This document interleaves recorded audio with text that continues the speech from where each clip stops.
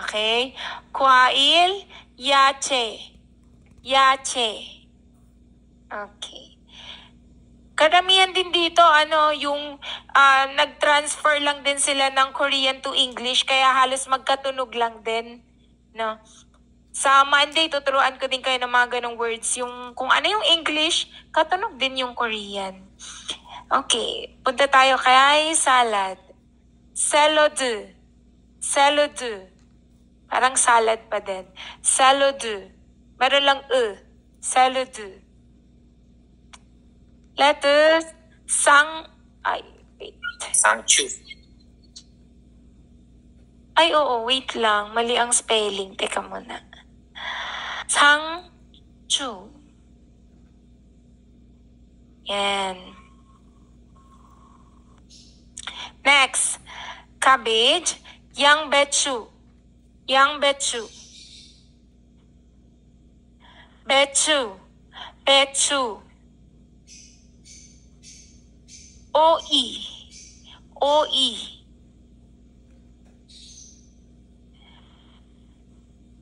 Tomato. Tomato. Kamja. Kamja. Shigumchi. Shigumchi. S and I magkasunod kaya shi. Shigumchi. Tanggun. Tanggun. Avocado. Avocado. Naging lang siya, Tagalog lang. Oksusu. Oksusu.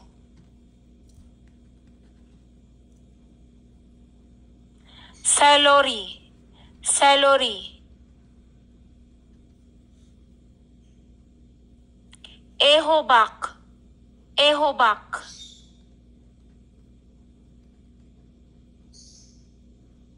Para madami sa inyo na nalilito sa letter H. Kasi 'di ba yung H kasi, kung titingnan mo, para siyang vowel na O at saka NG. Parang yun ang nagiging answer niya eh. Tatandaan nyo lang, basta bawat syllable, kailangan nagsisimula siya sa consonant. No, kasi itong syllable na to, halimbawa, ginawa mo siyang O at NG, di ibig sabihin, nagsimula ka sa vowel. Dapat kasi sa consonant. Michelle, may question ka?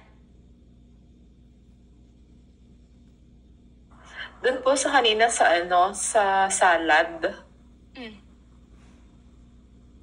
Paano po siya naging hindi naman siya nasa baba? Ay, yun yung kanina natin na pagka L na yung nasa ilalim, yung kasunod niya, L na din yun.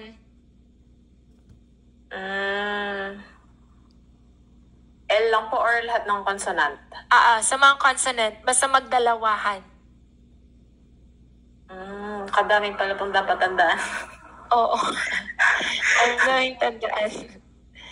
Nasaan na tayo? Mu. Tita, radish. Mu.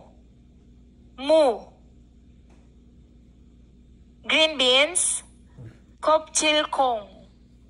Kopchilkong. Bell pepper. Pimang. Pimang. Garlic. Manuel. Manuel. Mushrooms. Bosot. Bosot. Kong. Beans. Kong. Leek. Ay, nawala. Buchu. Buchu. Balsam pear. Yoju. Yoju.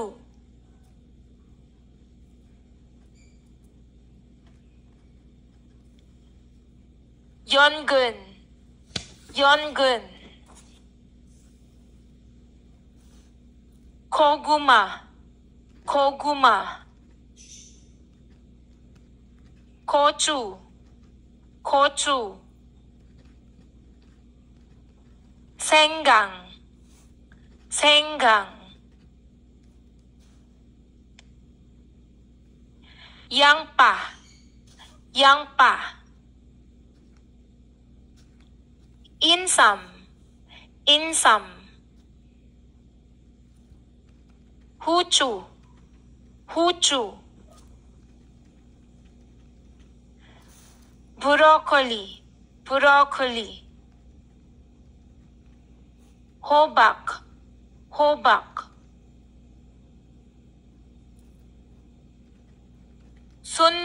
순무, 순무.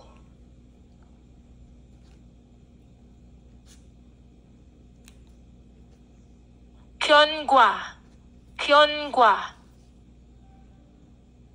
아몬드, 아몬드, 아몬드, 아몬드. 땅콩, 땅콩. 호두, 호두.